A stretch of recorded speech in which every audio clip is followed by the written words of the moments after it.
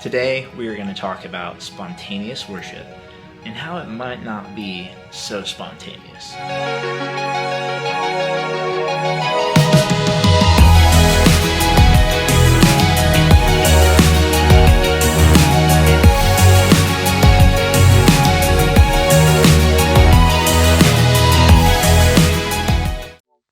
Alright, what is up everybody? So today we are going to talk about the concept of spontaneous worship, right? We've heard this term thrown around a lot over the years. We're going to talk about what it is, what it's not, or at least what we perceive it to be and not to be.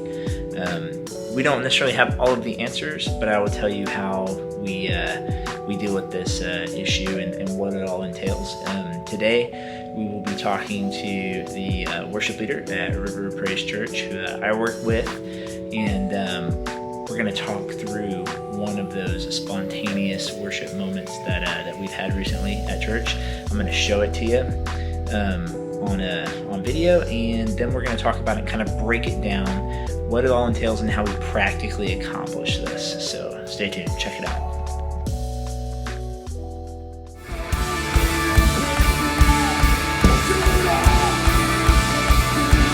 Take it up. At halftime, real big. And two.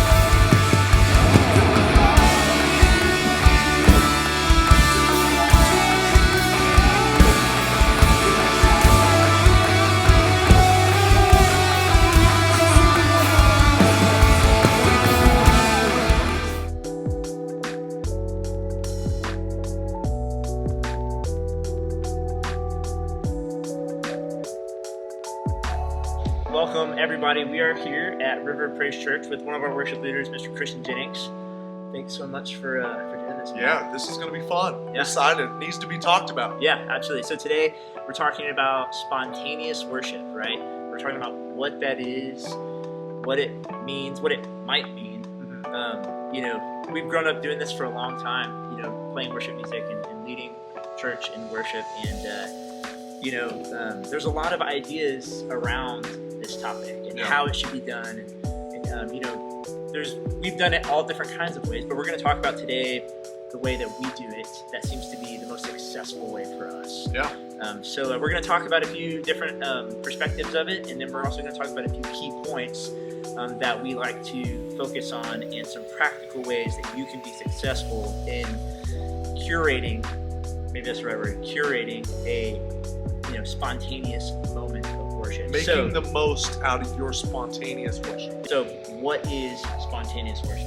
So most people think spontaneous worship is just the Holy Spirit falls and all of a sudden the band starts playing beautiful chords and the worship leader starts singing, and everyone joins together in like a brand new worship song. And what's crazy is like sometimes we've been into services like where that happens, like God like shows up off the rip and it's just amazing. It's always we flow right into like a chord progression or something, and it's always perfect, right? Like it seems like it just happens. Yeah, right. No, it's usually right after the song, and we'll continue the bridge or continue the chorus. And I'll just say this: the most important part of spontaneous worship from a spiritual standpoint is that you're filling yourself up with the Word and the Holy Spirit throughout the week, so that when you are worshiping on Sunday or on Wednesday or whenever you're leading, then those spontaneous words, like you'll see in this clip, it's "do it only you can do it only you can do." That's something that I have been praying about through that week, and it just fit right into same God. So it absolutely is anointed. The Holy Spirit shows up and it happens. But we also are very intentional about where it happens. Yeah. So we see groups like Hillsong or Bethel or these guys, and they go into this spontaneous moment of worship, and it seems just perfect. And it's like, how in the world do they do that? Like, everyone's on point. Everyone's doing the same changes at the same time. Dynamically, it is perfect, and the worship leader is doing their thing, right? And they're on point, right? So we're going to talk about how that works, how that happens. So, spoiler alert, spontaneous worship isn't always so spontaneous. Yeah, right? totally. So like Christian said, as a worship leader, he's in the Word, he's praying, he's, and sometimes these lyrics or these things that he's singing does come to him, right? Absolutely. That totally did.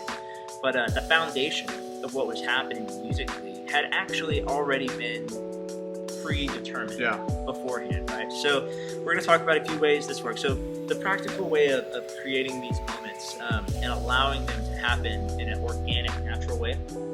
Right, so we're going to talk about a few things. So the first one is it's not so spontaneous, not always, right?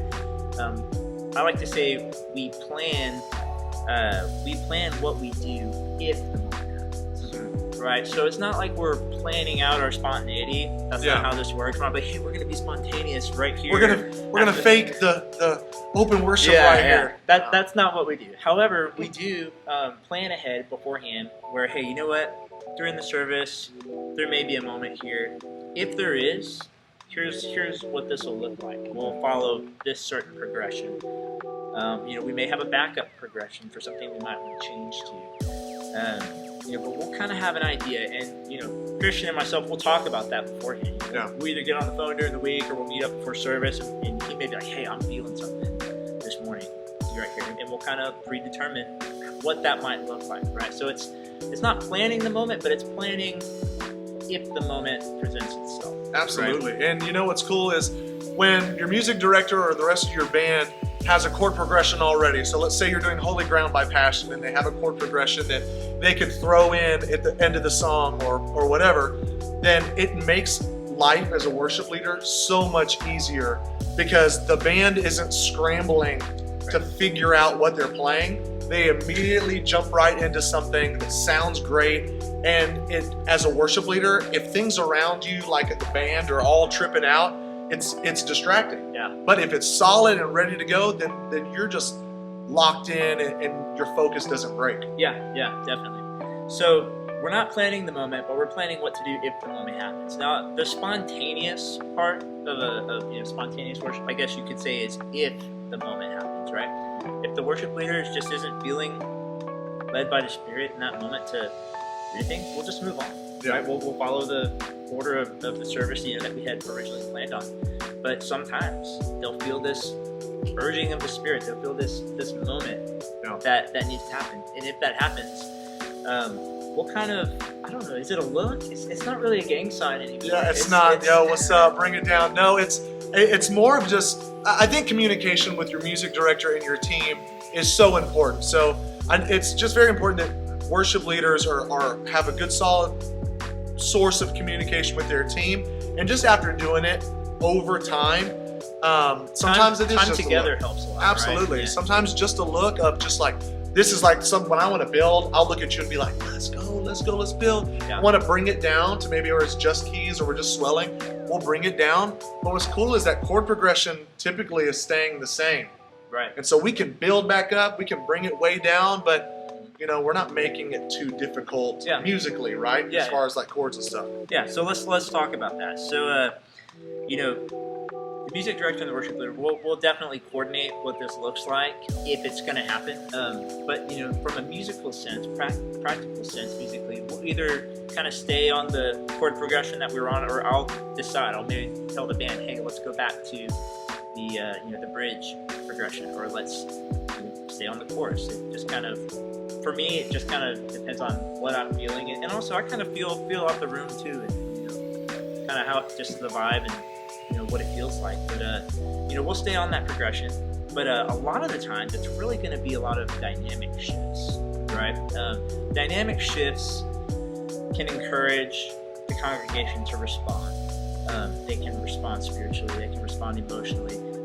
Music affects us as human beings in a very emotionally and spiritual way, and those two things are very, very connected to each other. Absolutely. And so, based on whatever progression I might feel is appropriate, we'll go to that. But the real key part here, I feel like, is probably those dynamic shifts. When to totally.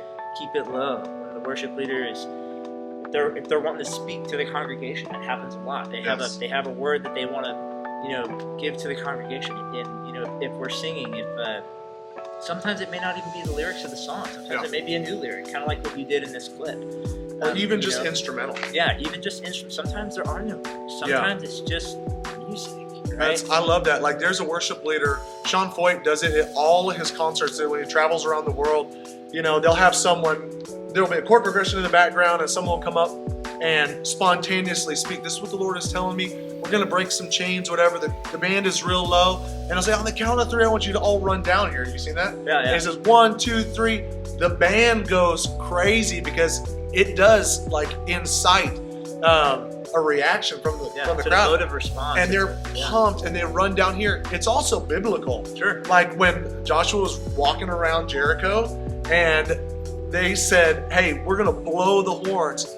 Man, at that loud build of dynamic, walls came down. Yeah. So there is totally a spiritual element to dynamic in music. Yeah, absolutely. So dynamic shifts are key. Real quick, I kind of want to touch on this a little bit. So we keep referencing a worship leader and a music director. So just to identify what that is, you probably already know what a worship leader is, right? They're the person doing worship. They're usually directing, or they are leading the congregation in whatever we're singing, right? Music director is what I do, and this is more behind the scenes, right? So I am usually leading and directing the band based off of what the worship leaders have decided that they want that service to look like, right?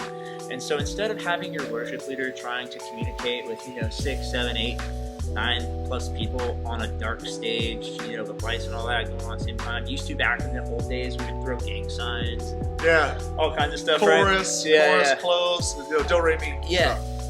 Back in the old day, you would do that, but trying to get 9 people to all catch it at the right moment was one really, would really miss hard. it. One person misses it, and it's always the bass player, right? He goes somewhere else. So now what we do is, so as a music director, I'm watching whoever the worship leader is like a hawk the whole time. Like, my focus is on Eyes them. up. Yeah, Eyes up. my focus is on them. I'm not like in my own world with my eyes closed and my head back, just having a jam session. Like, I'm watching these guys like a hawk so that I can see, hey, if we're going to take it somewhere different, or if we're going to be in a new direction, right? But what I have is I have a talkback mic, and this is another kind of practical element of this.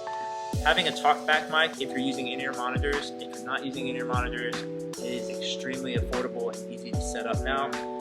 But if you do have in-ear monitors and you don't have somebody on a talkback mic directing your band, you absolutely should. Absolutely. It's a game changer. Now, this is a big change. It's a big shift for your team if you haven't had that in the past.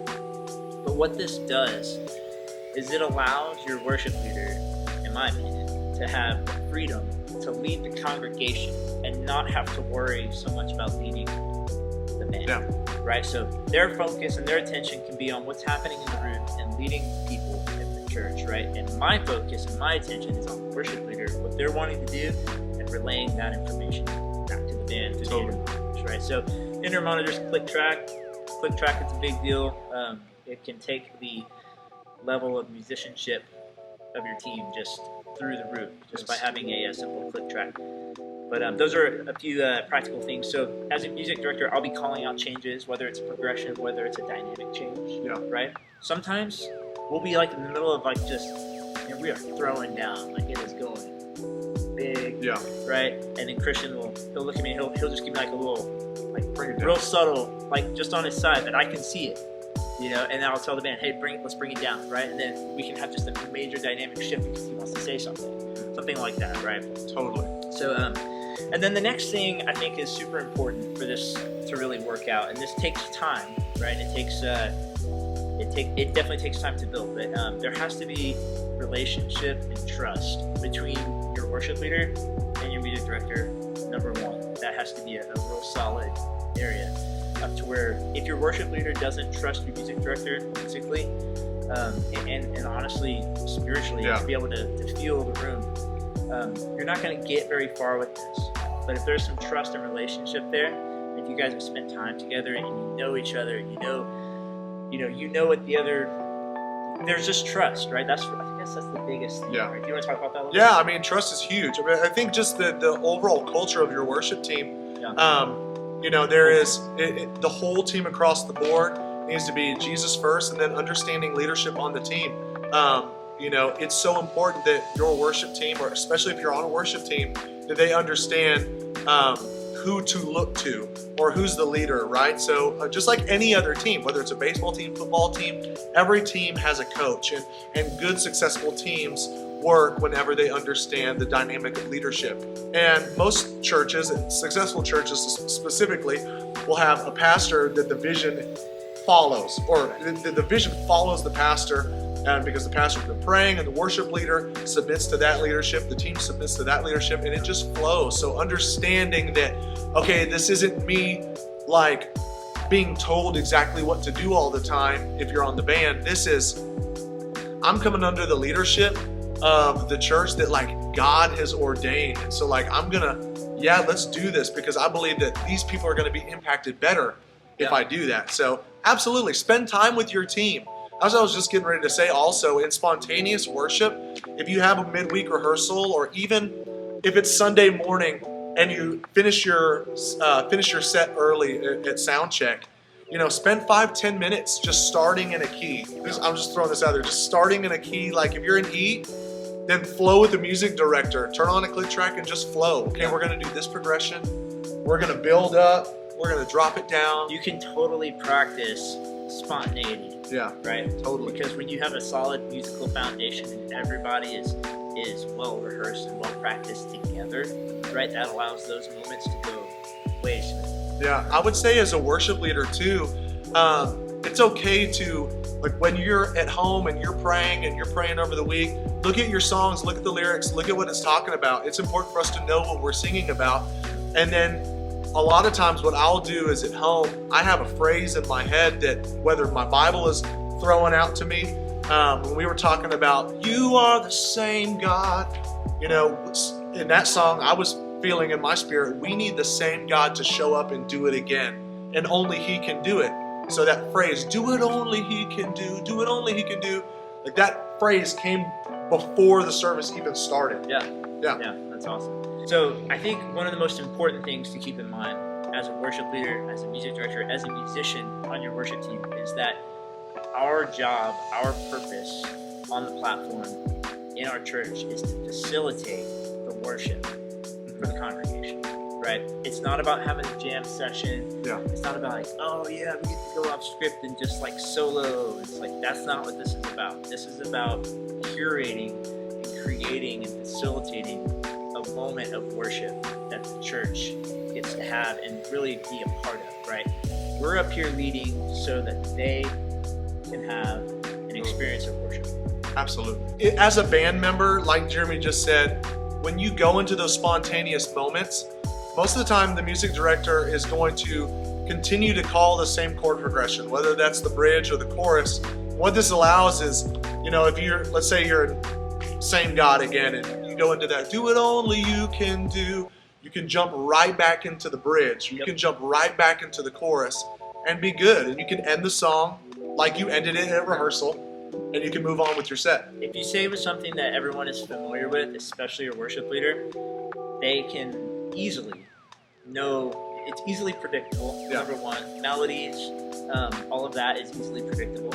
But also they can go right back to and bring the congregation full circle right back to the chorus of the song, bridge, wherever they may be. So keep it simple if you're doing this. You don't have to get wild and crazy with it, even though that can be fun sometimes. It's not always about fun. It's about facilitating that moment of worship. Absolutely, and do some research. Go look at different live streams. Bethel's got a great live stream, and they're like king of open worship. So go check theirs out, and they, watch how their worship leader leads into it. Watch the MD, that guy who's speaking in a microphone, but you can't hear it. Yeah, that's the MD. So let's learn from the best. Yeah, absolutely. That's honestly what we've done, and that's why we're putting this video out for you guys.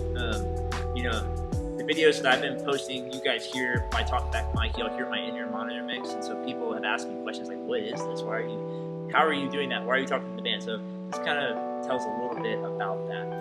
Well, man, thanks so much for doing this. I really appreciate it. This is awesome. Yeah, and lead strong, worship leaders, band, get behind your worship leader. We're all in this thing together. We need you. We love you. Yeah, absolutely.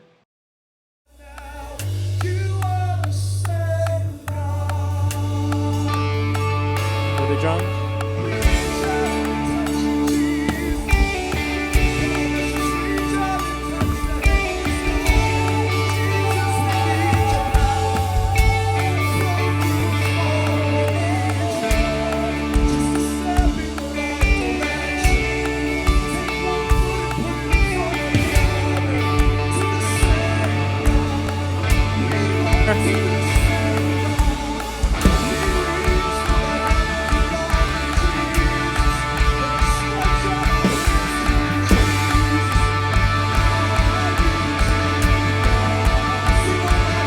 building.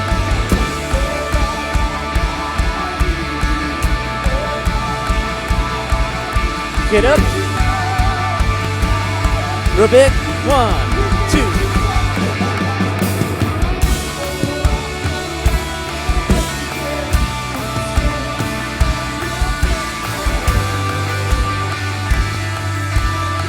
Keep going, keep going.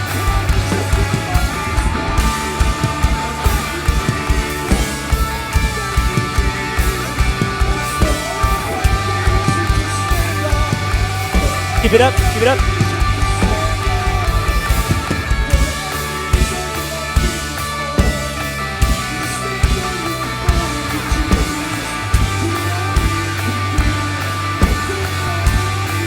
Again.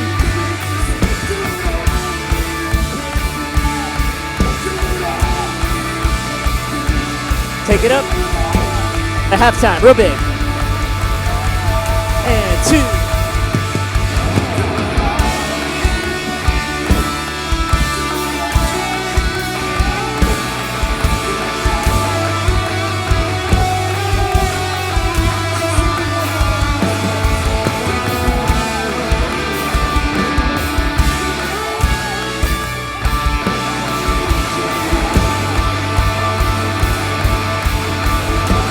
It down.